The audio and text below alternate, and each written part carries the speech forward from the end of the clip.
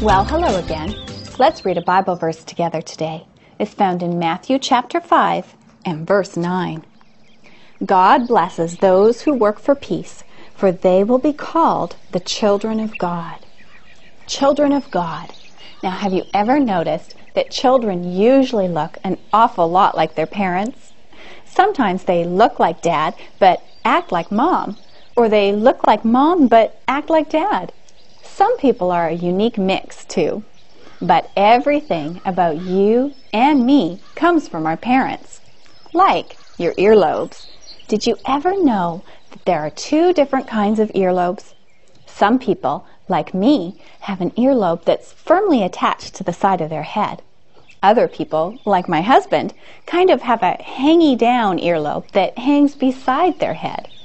Well, what you get for an earlobe all depends on what your mom and dad have, because earlobes are something we get from our parents.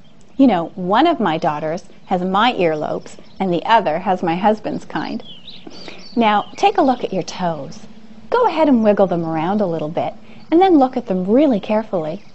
Some people's big toe is the longest one on their foot, but on other people, the longest toe is actually the one right beside the big toe.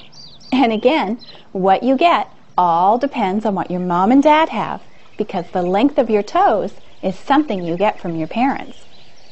In fact, just about everything about you comes from your parents. The color of your eyes, the shape of your nose, and the way you giggle. You know, in the Bible, it says that we are all God's children. If we're all God's children, we should be able to find things that we got from Him, too. Our verse today says, "Blessed are the peacemakers." Maybe you've seen people fighting or arguing, and you really want them to stop. Maybe you don't like it when you see other people hurting each other. Well, that's a gift from your Heavenly Father. It means that you're just like Him. Now, it's important to remember that we are all God's children.